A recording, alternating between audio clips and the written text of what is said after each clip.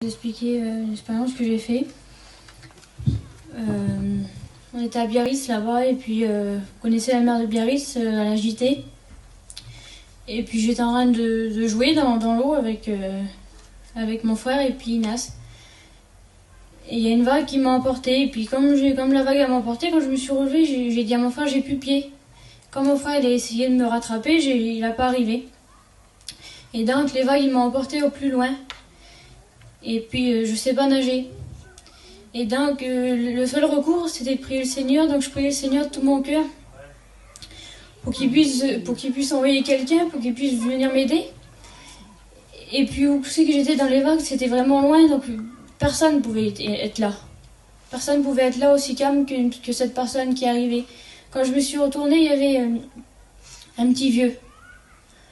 Et puis quand il est venu, et je lui ai dit, monsieur, je vous en supplie, lâchez-moi pas. Et lui, qu'est-ce qu'il m'a dit? Il m'a dit, je te lâcherai pas, je te le promets, je te lâcherai pas, je suis avec toi maintenant. Les sauveteurs, ils vont arriver et tout va aller bien. Et donc, ce monsieur-là, c'était une vieille personne, donc je sais pas comment il a fait pour me tenir. Les vagues, ils nous emportaient, on s'enroulait dans les vagues, et cette personne-là m'a toujours tenu. Et quand les sauveteurs, ils sont arrivés, les sauveteurs, ils ont dit, même nous, on n'arrivera pas à revenir au bas. Je sais pas comment ça se fait que vous êtes là en quoi. Et donc, on va vous amener au loin, et au loin, il n'y aura plus de vagues. Et quand on sera au loin, on fera des signes à nos collègues pour que l'hélicoptère vienne nous chercher. Et quand j'étais au milieu de l'eau, j'ai demandé au monsieur, on est loin du bord. Il m'a dit à 500 mètres.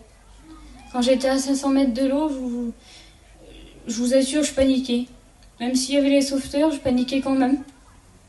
Et j'étais au milieu de l'eau, et puis je priais le Seigneur dans ma tête. Et puis cette vieille personne m'a dit, est-ce que tu chantes? Moi, je chante pour le Seigneur.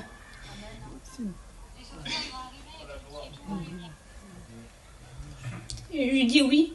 Pour la gloire, Fils de Dieu.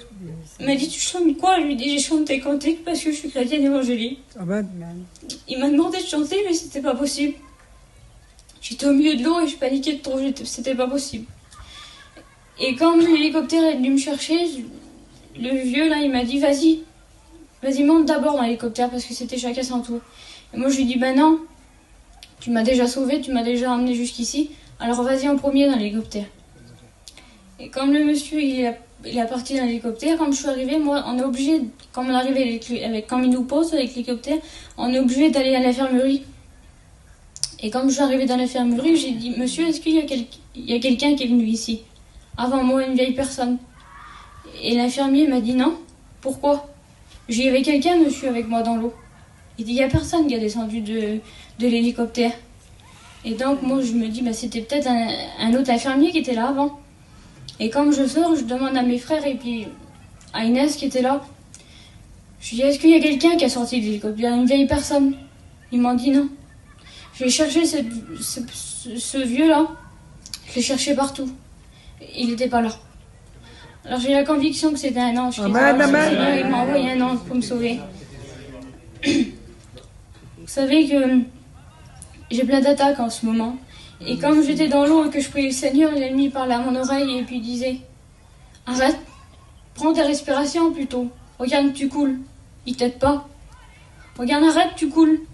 Et moi, je continue toujours à le prier. Amen. Et cette vieille personne, elle est arrivée de nulle part. Parce qu'il y avait personne qui pouvait être là aussi calme que cette personne qui est arrivée. Parce qu'il y avait beaucoup trop de vagues, les vagues sentaient beaucoup trop grandes, beaucoup trop de courant pour qu'une personne normale était là. Donc j'ai la conviction que c'était un ange. Amen. Dieu bénisse.